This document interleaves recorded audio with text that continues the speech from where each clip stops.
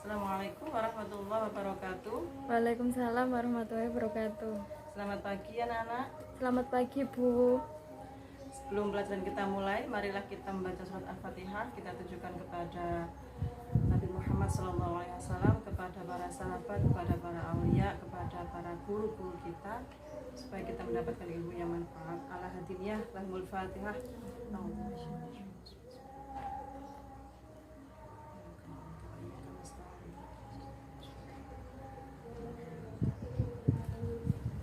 Saya absen dulu ya. Ada yang tidak masuk hari ini? Masuk semua Bu. Masuk semua ya, sudah dibuka halaman 100.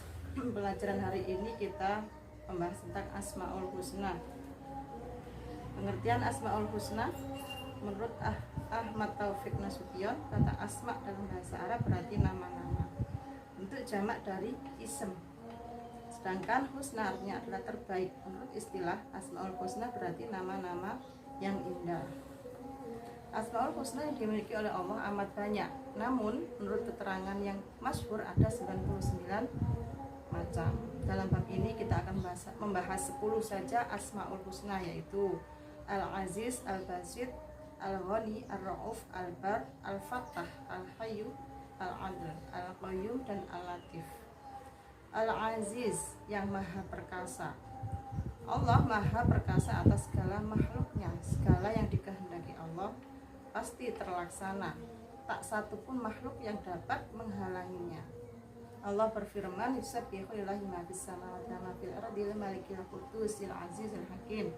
Apa yang ada di langit dan apa yang ada di bumi senantiasa bertasbih kepada Allah Maha Raja, yang maha perkasa, yang maha bijaksana. Yang kedua adalah Al-Basit, yang maha melapangkan rizki. Al-Basit adalah bentuk isim fi'il atau pelaku yang berarti membentangkan atau melapangkan. Allah Subhanahu wa ta'ala senantiasa membentangkan rahmatnya atau kasih sayangnya untuk menerima tobat hamba yang terlanjur berbuat dosa. Dia membentangkan rizki atau memperbanyak rizki yang dibutuhkan oleh hambanya, dan dia pula mempersempit rizki bagi hambanya yang dikehendaki. Yang ketiga Al-Ghani, yang maha kaya. Al-Ghani dalam bahasa Arab berarti orang yang tidak membutuhkan orang lain. Demikian juga Allah, Dia tidak membutuhkan seorang pun hambanya. Karena itu janganlah kalian menyematkan hal kepada selain Allah. Yang keempat adalah Ar-Ra'uf, yang maha pengasih. Allah Subhanahu wa ta'ala adalah zat yang maha pengasih terhadap hambanya. Kasih sayang Allah telah ditegaskan dalam beberapa firman-Nya, yaitu wa ma kana Allahu liyudhi'a imanakum innallaha bin-nasi laraufur rahim. Dan Allah tidak akan menyia-nyiakan imanmu, sungguh Allah maha pengasih, maha penyayang kepada manusia. Yang kelima Al-Barru, yang melimpahkan kebaikan. Asmaul Husna yang menyerupai Ar-Ra'uf adalah Al-Barru. Karena Allah maha pengasih, Dia juga yang maha melimpahkan kebaikan. Nomor 6 Al-Fattah, yang maha memberi keputusan. Pada hari akhir kelak, Allah yang akan memutuskan kepada hambanya siapa yang akan masuk ke dalam surganya dan siapa yang akan masuk ke dalam nerakanya sesuai dengan amal perbuatannya. Yang ketujuh adalah Al-Adlu, yang maha adil. Allah adalah zat yang maha adil. Sesuai kebijaksanaannya, keadilan Allah tidak dipengaruhi oleh nafsu sebagaimana manusia. Dalam hidup di dunia ini, Allah memperlakukan hambanya secara adil. Ia memberi rezeki terhadap semua manusia, baik manusia itu taat maupun manusia itu durhaka. Dalam akhirat nanti juga Allah juga akan berbuat adil. Barang siapa hambanya yang berbuat taat, maka dia akan mendapatkan pahala yang setimpal di surganya nanti. Begitu pula sebaliknya, bagi hambanya yang durhaka, maka dia akan mendapatkan siksa di neraka. Yang kedelapan adalah Al-Hayyu. Al-Hayyu adalah yang maha hidup. Dialah yang senantiasa ada dan dengan hidupnya Dia disifatkan. Seperti firman-Nya, Allah la ilaha illa wal hayyul qayyum. Allah tidak ada Tuhan selain Dia. yang maha hidup, yang terus-menerus mengurus makhluknya. Yang kesembilan, Al-Qayyum. Al-Qayyum yang terus-menerus mengurus. Sesuai dengan kebesaran dan kekuasaannya, Allah tidak memerlukan bantuan dari siapapun dalam menciptakan, mengatur, memelihara alam semesta ini. Yang ke-10, Al-Latif yang maha lembut. Al-Latif adalah kata yang berasal dari bahasa Arab yang berarti lembut, halus atau kecil. Allah memiliki sifat lemah lembut terhadap hamba-hambanya, seperti firman-Nya, Allahu latifun bi'ibadihi yarzuqu man yasha'u wa huwal qawiyyul aziz. Allah maha lembut terhadap hamba-hambanya, Dia memberi rezeki kepada siapa yang Dia kehendaki, dan Dia maha kuat dan maha perkasa.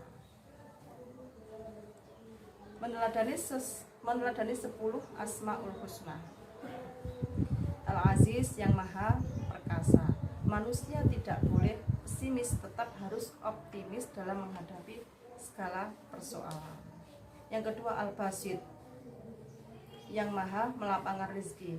Meneladani sifat Al-Basit, Allah Subhanahu wa taala dapat diwujudkan dalam bentuk gemar menolong sesama manusia.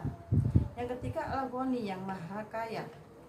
Dalam meneladani sifat Al-Ghani, seseorang harus selalu bersyukur atas apa yang diberikan oleh Allah. Tidak ada kekayaan yang bisa menandingi sifat maha kaya yang dimiliki oleh Allah. Yang keempat, Ar-Ra'uf yang maha pengasih. Sikap hidup tolong menolong harus selalu dipupuk oleh setiap anggota masyarakat, tak terkecuali muslim dan muslimah.